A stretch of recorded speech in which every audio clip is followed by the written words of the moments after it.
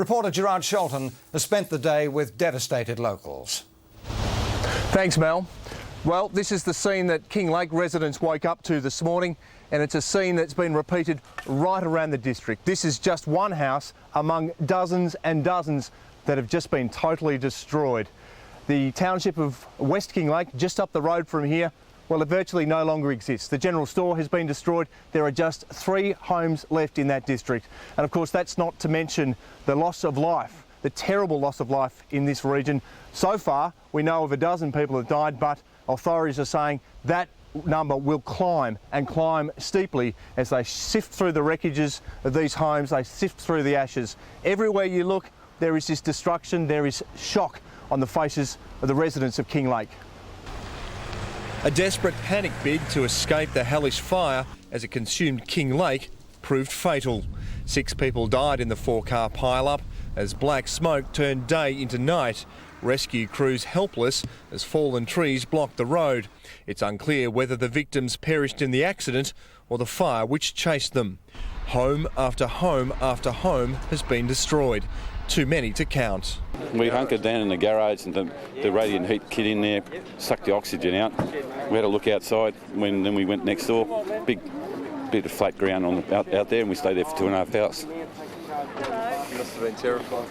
Oh, absolutely. Absolutely. Mark Lowry returned to the piles of rubble which were once his home.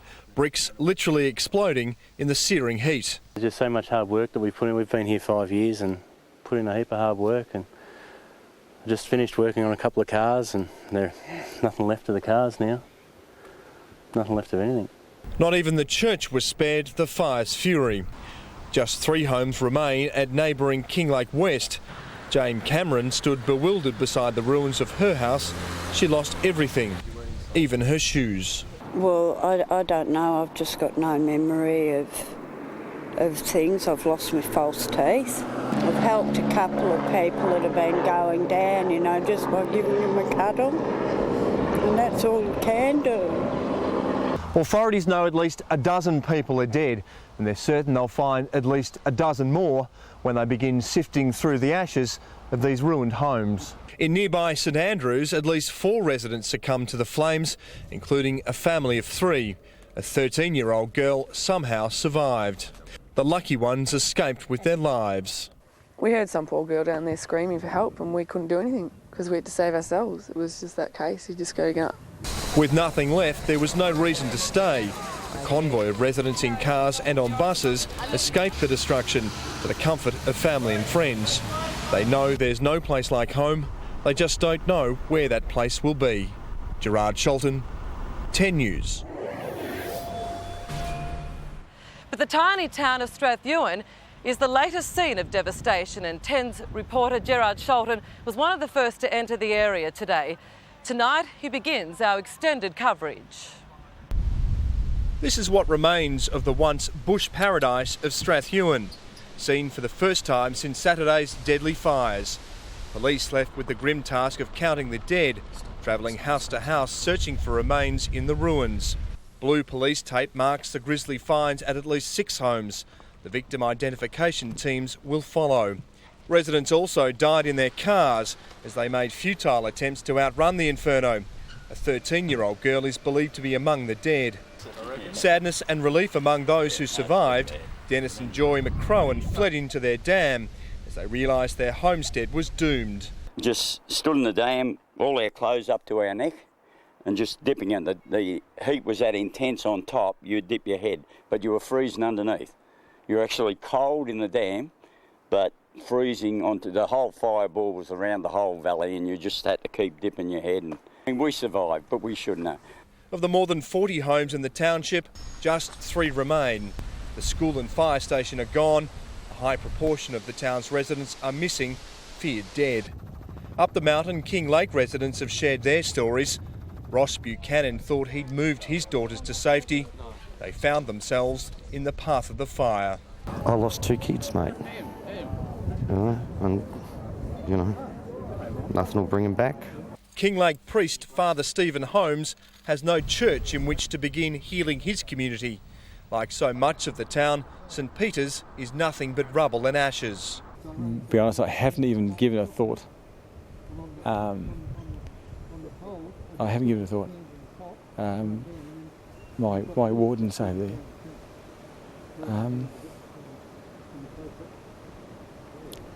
We'll have to see. Local policeman Greg Tyrrell was on duty as the fire ripped through his town. The single officer helpless as his community burned. It come that quick that, people got stuck, people got trapped, and unfortunately we've lost some lives. Police top brass toured the blackened community, lending a shoulder to cry on. You guys are not at school, because your school's gone, isn't it? My team just fall down. You fell down. As the death toll climbs and more victims are discovered, there's also anger the fire may not have been an act of nature. We're not sure how many fires have been deliberately lit. We do believe there have been some, and at this stage in Gippsland we believe that there certainly has been an arsonist. The town now needs supplies, power and water for those who remain. The rebuilding left for another time as residents just try to survive from one day to the next. Gerard Scholten, 10 News. Well, Mal, as we know, the fires here have been declared the country's worst ever natural disaster, attracting even worldwide media attention. But one of our local reporters, Gerard Scholten, joins us now. He's been covering the fires, and you're obviously one of the first on the scene at Strathewen this morning. Devastating scenes there, Gerard. Helen, in 9.5 years of reporting on bushfires, I've never seen anything like what I witnessed at Strathewen this morning. On Saturday afternoon, I'd never heard of Strathewen. Now I've seen things that I'll never forget. This morning we drove in. The first thing we saw was a house actually that had been saved, and we thought, oh, thank God. Then we turned the corner. The bridge was gone, and house after house after house was destroyed. We then followed the police as they went through every house, and they were searching for bodies. And every house that they went to, they sifted through the rubble. Then they came out and they tied blue police tape on a tree outside or on a car that was left in the road, and that was basically there to alert the victim identification people that will come in later that there are remains there. And that just happened 6 or 8 times in just the hour we were there. It was unfolding before you. Now you're talking about the toll. I mean, it's staggering. At last count, 131 people dead.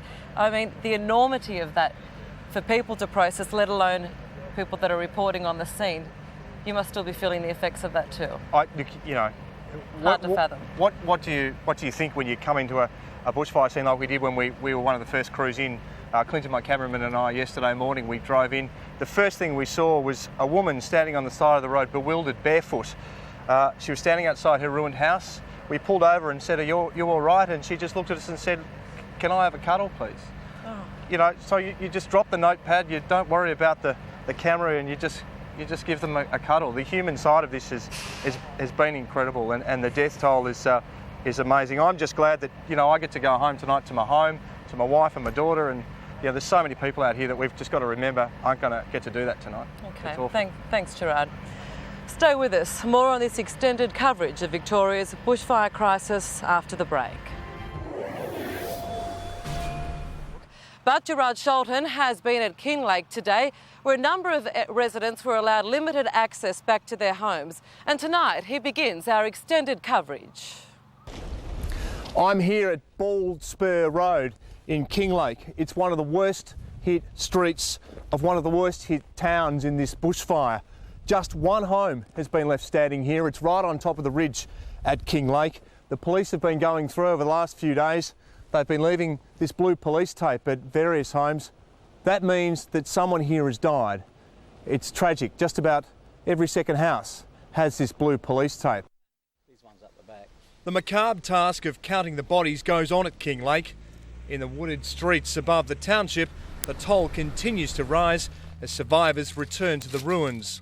We survived. We survived. Yes. Chris Harvey knows at least 9 of his neighbours are dead, 7 in the house across the road. I just don't know what to say. I'm over it. I'm going to grieve for my friends. Services are gradually returning to the district, but after 3 days without fuel and only limited supplies, patience is wearing thin. We can help as well. If you can let us off the mountain and let us back in with our IDs, it'll help the situation considerably.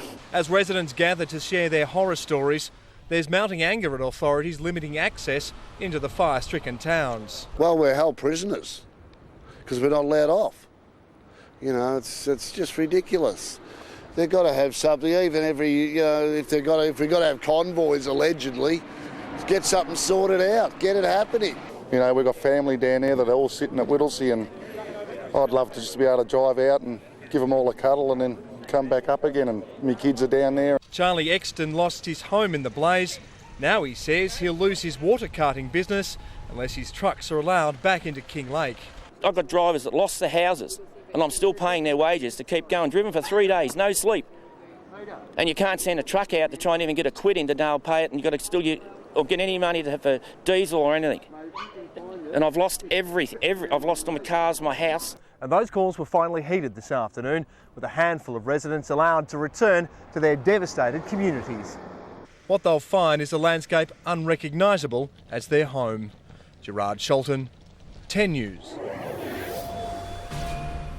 Welcome back to this special extended edition of 10 News, and we cross live now to Whittlesea, where reporter Gerard Scholten is among the residents keen to get back into their fire-ravaged town. Gerard, what's the latest with the roadblock situation? It's all good news for the residents of King Lake, Mel, after 3 days of pretty frustrating times not being allowed to re-enter the fireground, the ravaged town. The authorities have relented this afternoon and they are allowing residents only to re-enter the town. They've implemented a special wristband system which is through a registration system. It's been a frustrating few days for those people, as I said. They've been desperate to get out of the town, those up there, to come down and get supplies, and those who left the fireground on Saturday or just after that horrific event have been desperate to get back in. There's been families who've been separated for a couple of days now. They can now be reunited. It came just in the nick of time, I can tell you, from being there this morning. Residents' anger was rising. It was really simmering with authorities. They were running out of fuel, running out of food, and they were feeling neglected. That was because the coroner had declared it a crime scene with all those terrible, tragic deaths up there, and there were people saying that the dead were getting a higher priority than the living. That's all changing now. There's been a steady stream, mainly people coming out of the mountain to restock and resupply. They were reluctant to leave because even those whose houses had survived were worried that they might be looted. And we have heard unconfirmed reports that there might have been some looting going on, but as I say, it's unconfirmed, Mel. Now, Gerard, we are receiving some tragic reports out of Strathewen tonight. What have you heard?